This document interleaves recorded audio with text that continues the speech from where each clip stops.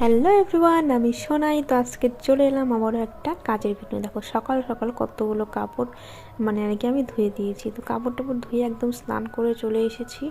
Actually কী বলতো, সকালবেলায় আমি বিছানা গুছোই, কিন্তু আজকে কী হয়েছে, সব কিছু ধুয়ে দিয়েছি। দেখো জানলার পর্দা টর্দা, বেড কভার, বালিশের কভার টাভার সব কিছু ধুয়ে দিয়েছি। তাই সকালে তখন বাবু খেলছিল, তার জন্য বিছানাটা সেভাবে গুছিয়ে নিই। তো স্নান করে সবার ফার্স্টে চলে এসেছি বিছানা গোছাতে। কারণ কি, বিছানা গোছানো না দেখলে আমার মাথা প্রচণ্ড খারাপ হয়ে যায়। আমি সবার আগে বিছানাটাকে গুছিয়ে ঘরটাকে ক্লিন করি, তারপরে যার সমস্ত কাজ। কিন্তু আজকে বাইরের সমস্ত কাজ করেছি, কিন্তু আমার বিছানাই ক্লিন হয়নি এখনও। আর বাবু এত এলোমেলো করে না, কি বলবো তোমাদেরকে। সকালে বাসি ঘরগুলো আমি ঝাড় দিয়েছি, কিন্তু কী করছি, স্নান করে এসে আবার আমাকে দেখো কী অবস্থা করে রেখেছে বাড়ি ঘরে।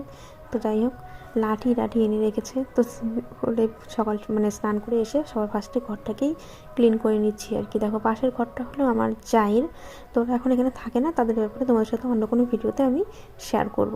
তো যাই হোক, এখন ঘরদোরগুলো ঝাড় দিয়ে নিয়ে বিছানাটা গুছিয়ে, তো দেখো বিছানা ঘর এখন একটু ক্লিন লাগছে। এখন আমার মনটা হচ্ছে শান্তি। তোমাদের কি এরকম হয় অবশ্যই কমেন্ট করে জানিও। আমার তো বিছানা গোছানো না থাকলে প্রচণ্ড খারাপ লাগে, আর বিছানা গোছালে মনটা আলাদাই একটা শান্তি লাগে। তো যাই হোক, ফাইনালি এখন নিজের জন্য একটু টাইম পেয়েছি স্কিন কেয়ার করার। কিন্তু আমি সেরকমভাবে কোনো স্কিন কেয়ার করি না। গরমকালে তো আমি ক্রিমই লাগাই না মুখে, ঠান্ডার দিনে যদিও এই 10 টাকার ক্রিমটা আমি লাগাই। হ্যাঁ, বলতে আমার লজ্জা করছে না যে আমি স্কিন কেয়ার করি না, বা এমনটাও নয় যে তোমাদের দাদাভাই আমাকে এনে দেয় না। কেন কি, আমি স্কিন কেয়ার করি না, মেয়ের থেকেই আমার এই জিনিসটা ভালো লাগে না। এখনও আমি গায়ে সর্ষের তেল মাখি, তোমরা হয়তো বললে বিশ্বাসই করবে না। হ্যাঁ, আমি এরকমই সাদামাটা আগের থেকেই। সেরকম না যে আমার টাইম পাই, কিন্তু আমার করতে ভালো লাগে না। আমি কোনো কিছুই দিই না। হ্যাঁ, চুলে একটা তেল দিই, যেটার জন্য আমার হেয়ার গ্রোথ আর কি দেওয়ার পরে চুলটা, যাই হোক, হেয়ার ফল কম হয়। বাবু হওয়ার পরে আমার সেরকম কোনো চুল ওঠেনি, হয়তো এই তেলটার কারণেই। অবশ্যই তোমরা যদি জানতে চাও সেই তেলটার ব্যাপারে, আমি তোমাদের সাথে অন্য কোনো একটা ভিডিও শেয়ার করব।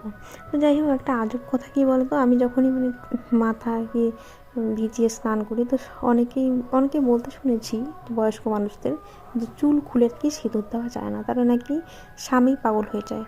তোমরা কি এসব কথা আদৌ মানো? আমি কিন্তু এসব কথা একদমই মানি না, কোনো কুসংস্কারই আমি মানি না, সত্যি কথা। অ্যাকচুয়ালি হয়তো কি বলবো, আমার বিশ্বাস হয় না, তবুও কী করা যায় বলো, গুরুজনদের কথা ফেলতেও পারি না, যাতে স্বামী পাগল না হয়। সেই মতো চুল খুলে আমি কখনোই সিঁদুর দিই না। চুলটাকে হালকা ক্লিপ দিয়ে বেঁধে নিই, তারপরেই সিঁদুর দিই। তো কী বলবো তোমাদের, কি আজব তাই না? তোমরা যদি এসব কেউ বিশ্বাস করে থাকো অবশ্যই আমাকে জানিও। তো যাই হোক, বাবু হওয়ার পরে সেরকম কোনো চুল ওঠেনি আমার, কিন্তু এখন দু একটা চুল আর কি দেখা যাচ্ছে যে আমার হেয়ার ফল হচ্ছে বা সেরকম কিছু।